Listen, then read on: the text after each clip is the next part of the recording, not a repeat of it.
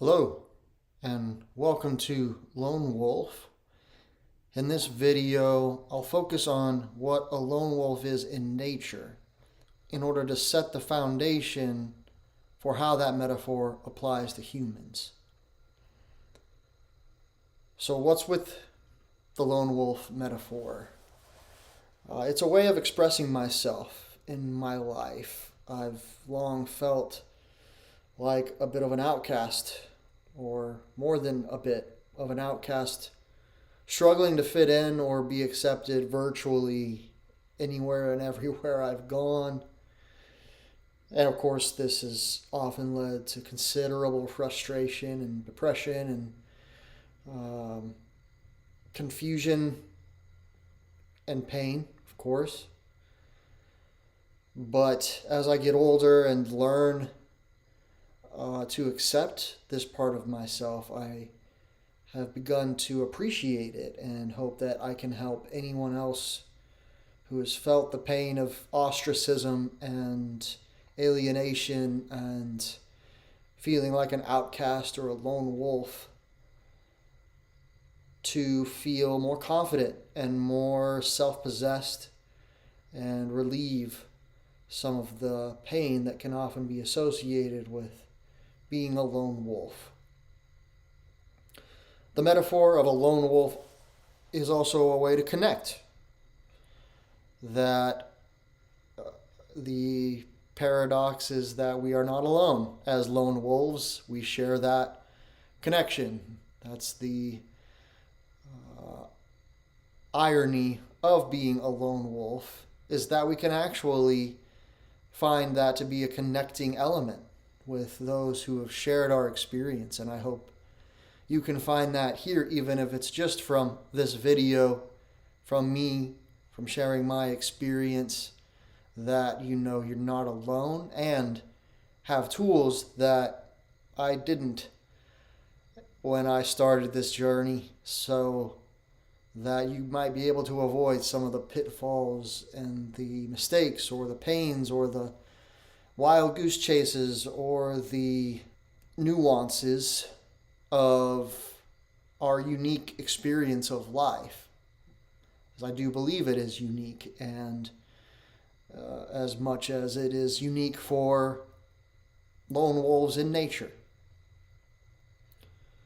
The metaphor of a lone wolf has helped me gain a better understanding of myself and a better appreciation of my unique experience of life.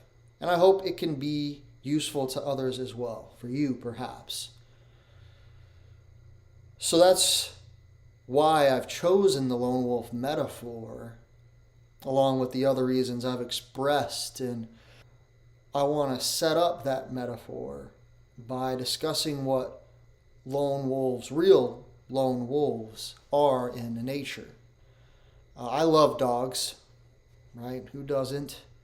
But I had a dog, and I also wanted to learn more about dogs just for myself and also to be a better dog owner.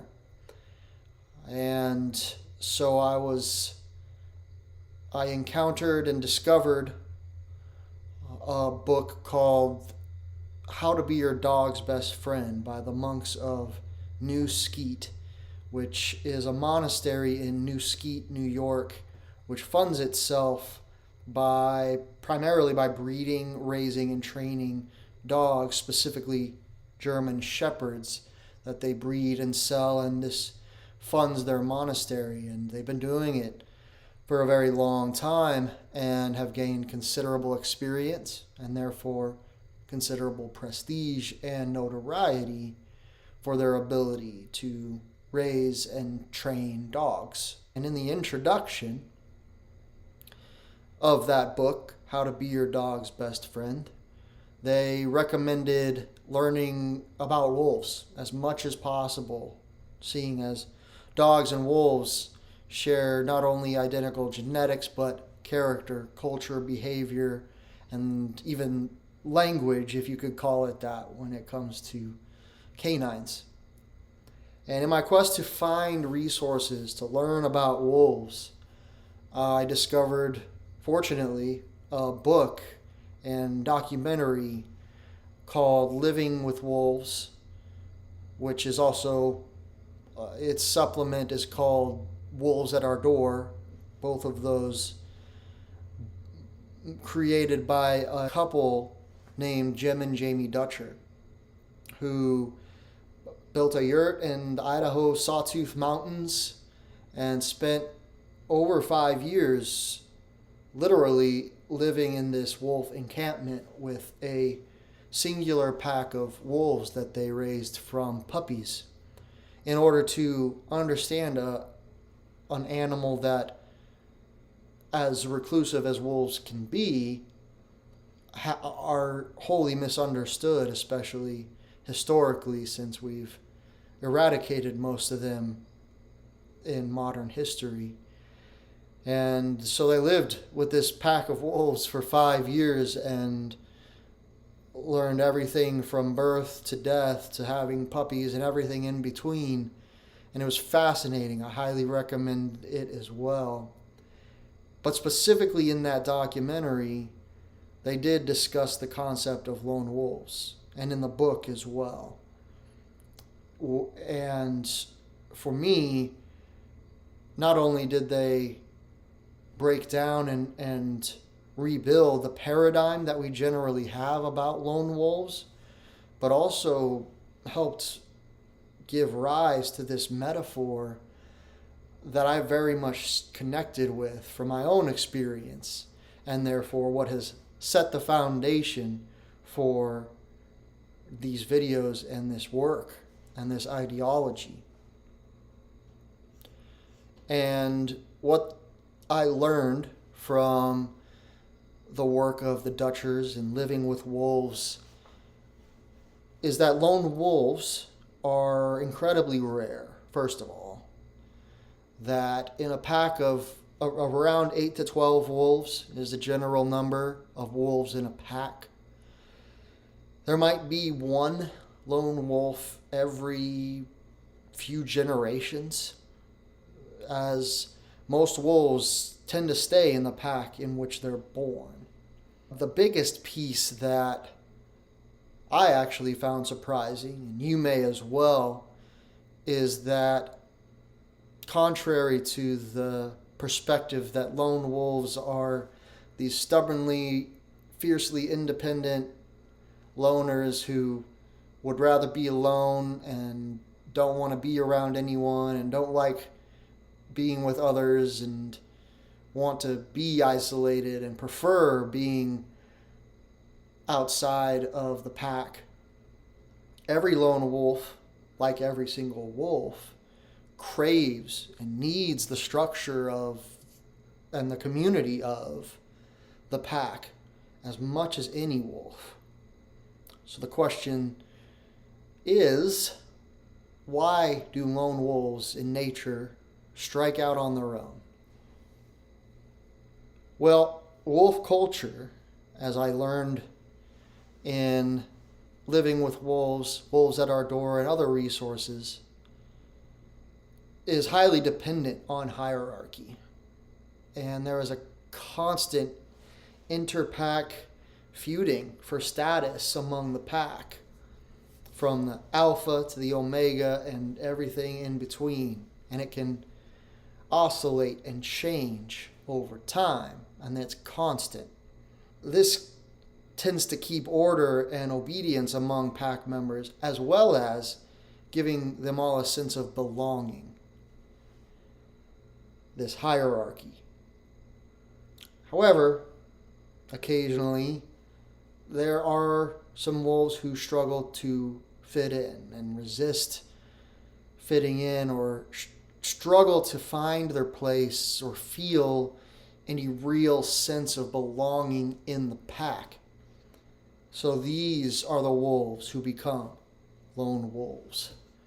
And ultimately, the reason they set out, beyond struggling to find that sense of belonging in their born community, is then still not just to go live their lives alone forever and get away, but to still feed and fill that need for a pack by either seeking a pack with whom they do feel they fit in and that accepts them and that aligns more with their personality, or they will find another lone wolf of a opposite gender to create their own pack with, and so fulfill that still inner need that lone wolves do have, like any wolf, to have community. Lone wolves are critical to the health of the wolf as a species. So, given the wolf's tendency towards fidelity, lone wolves' primary contribution to the wolf species is that genetic diversity. Lone wolves prevent the hazards of inbreeding by going out and venturing away from their pack and connecting, integrating, and then breeding with wolves from other packs, which cultivates the genetic diversity necessary to keep the species healthy. Lone wolves also bring learned traits from their own pack to the mix. Wolves tend to learn behavior and skills for survival from hunting to gathering to den keeping to traveling to avoiding predators. All these critical survival habits are passed down from generations. They're learned. The younger generations learn them from the older generations, then pass them to the next generations, and so on. Lone wolves can bring that learning to new packs and wolves, which keeps the cultural and survival ability of the species of wolves vibrant and healthy. And they keep the population strong. The lone wolves going out and mixing and both genetically and culturally with other wolves breeds a strong and versatile and resilient species of wolf in this way, and keeps it that way, as well as other critical ways that may be impossible to measure. I do believe that these and others are reasons why lone wolves are critical to wolves in general. And that is the experience of a lone wolf in nature. That they, like all wolves, still crave community. That they are extremely rare. And that they are very critical to the health of the species and to the world of wolves and to nature. In my next video, I will take all of these things that I've discussed as lone wolves in nature and apply it to the metaphor of lone wolves as a human experience and unpack how all of these traits relate to the experience of a lone wolf as humans and compare to our experience as humans, such as myself, as lone wolves in our lives. And I look forward to it. Thank you.